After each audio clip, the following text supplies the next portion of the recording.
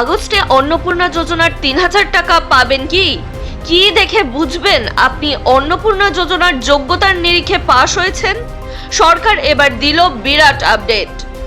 August মাসে কি অন্নপূর্ণা যোজনার ৩,০০০ টাকা আপনার ব্যাংক অ্যাকাউন্টে আসবে? কারা এই আর্থিক সহায়তা পাওয়ার যোগ্য? কিভাবে অনলাইনে নিজের এলিজিবিলিটি যাচাই করবেন? বাড়ি বাড়ি যাচাইকরণ কেন চলছে? আবেদনপত্রের বর্তমান স্ট্যাটাস কিভাবে দেখবেন এবং সরকারি পোর্টালের মাধ্যমে আবেদন সংক্রান্ত সর্বশেষ তথ্য কোথায় মিলবে, সবকিছুই জানতে পারবেন এই ভিডিও থেকে। অন্নপূর্ণা যোজনা নিয়ে একদিকে খুশির খবর ও অন্যদিকে কড়া বার্তা দিলেন মুখ্যমন্ত্রী শুভেন্দু অধিকারী। পশ্চিমবঙ্গে রাজ্য রাজনীতিতে এখন অন্যতম চর্চিত বিষয় হলো নতুন প্রকল্প অন্নপূর্ণা যোজনা। সম্প্রতি মুর্শিদাবাদের রেজিনগরের এক বিশাল জনসভা থেকে এই প্রকল্প নিয়ে একটি অত্যন্ত গুরুত্বপূর্ণ বক্তব্য রাখলেন মুখ্যমন্ত্রী শুভেন্দু অধিকারী। অন্নপূর্ণা যোজনার আপডেট A to Z জানতে শেষ পর্যন্ত দেখুন আজকের ভিডিওটি। এর পাশাপাশি এরকমই বিভিন্ন গুরুত্বপূর্ণ আপডেট সবার আগে জেনে নেওয়ার জন্য অবশ্যই আমাদের চ্যানেলটি সাবস্ক্রাইব করে পাশে থাকা বেল আইকনটি প্রেস করে দিন। এর ফলে সবার আগে সমস্ত গুরুত্বপূর্ণ আপডেট এবং তার নোটিফিকেশন আপনার কাছেই পৌঁছে যাবে। আগস্টে অন্নপূর্ণা যোজনার ৩,০০০ টাকা পাবেন কিনা জেনে নিন বিস্তারিত। অন্নপূর্ণা যোজনার টানা ১ কোটিরও বেশি মহিলার অ্যাকাউন্টে ক্রেডিট হয়ে গেলেও এখনো ৩,০০০ টাকা পেতে বাকি রয়েছেন অনেকেই। চলছে ফর্ম ফিল আপ, একে একে আসছে টাকা, কিন্তু অন্নপূর্ণা যোজনা নিয়ে চাপানোতরের অন্ত নেই। পুরো দমে চলছে বাড়ি বাড়ি ভেরিফিকেশনের পর্ব, কিন্তু আদৌ কি টাকা ঢুকবে তা ভেবেই কপালে চিন্তার ভাঁজ চওড়া হচ্ছে বড় অংশের মহিলাদের। যদিও মুখ্যমন্ত্রী বলছেন কোনো প্রকৃত প্রাপকই অন্নপূর্ণা যোজনার অর্থ থেকে বঞ্চিত হবেন না, শুভেন্দু অধিকারীর বক্তব্য এই প্রক্রিয়া ৩০শে আগস্ট পর্যন্ত চলবে। ভেরিফিকেশন হবে, প্রত্যেক যোগ্য প্রাপক টাকা পাবেন নির্দিষ্ট সময়ে, অযোগ্যরা বাতিল হবেন। একজন প্রকৃত দিদি বোন অন্নপূর্ণা যোজনার টাকা পাওয়া থেকে বঞ্চিত হবেন না। পশ্চিমবঙ্গ সরকার অন্নপূর্ণা যোজনার তৃতীয় কিস্তি বিতরণ করতে শুরু করেছে গত ১ জুলাই থেকে। যোগ্য মহিলারা ডিরেক্ট বেনিফিট ট্রান্সফার বা ডিবিটি এর মাধ্যমে সরাসরি তাদের আধারযুক্ত ব্যাংক অ্যাকাউন্টে ৩,০০০ টাকা পেতে শুরু করেছেন। তবে অনেকেই ফর্ম ফিল আপ করেও টাকা পাননি আজও। অন্নপূর্ণা যোজনার ৩,০০০ টাকা কি মিলবে, এই নিয়ে মানুষের মধ্যে নানান বিভ্রান্তি তৈরি হচ্ছে। এরই মধ্যে রাজ্যের অন্নপূর্ণা যোজনা প্রকল্পে আবেদনকারীদের জন্য বড় স্বস্তির খবর এসেছে।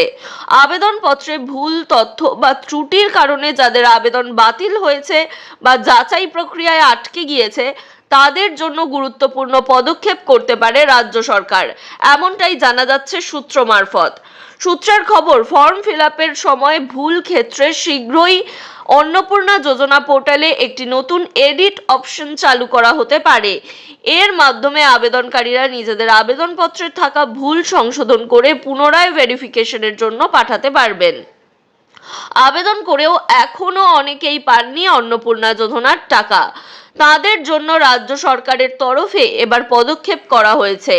তাতে অনেকেরই অ্যাকাউন্টে খুব শীঘ্রই ঢুকবে এই প্রকল্পের টাকা। বাড়ি বাড়ি ঘুরে অন্নপূর্ণা যোজনার ভেরিফিকেশনের কাজ করছেন রাজ্য সরকারের কর্মীরা। যাদের সোশ্যাল সিকিউরিটি পোর্টালে রিজেক্টেড হয়ে গিয়েছিল, এবার তাদের আবেদন পুনরায় যাচাই করা হচ্ছে। সরকারের তরফে জানানো হয়েছে প্রায় ২৮ লক্ষের আবেদন বাতিল করা হয়েছিল।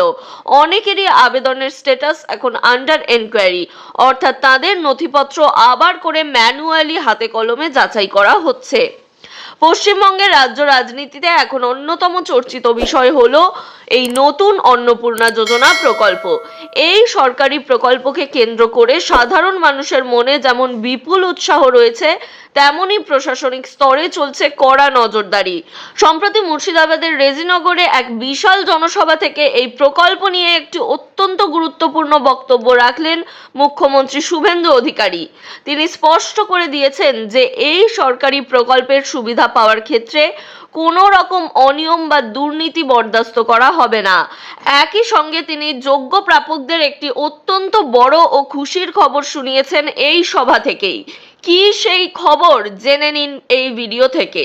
তার জন্য অবশ্যই শেষ পর্যন্ত দেখুন ভিডিওটি। যোগ্য মা বোনেদের জন্য বড় ও খুশির খবর। মুখ্যমন্ত্রী শুভেন্দু অধিকারী তার ভাষণে স্পষ্ট জানান যে রাজ্যের যে কোনো যোগ্য নারী এই প্রকল্প থেকে বঞ্চিত হবেন না।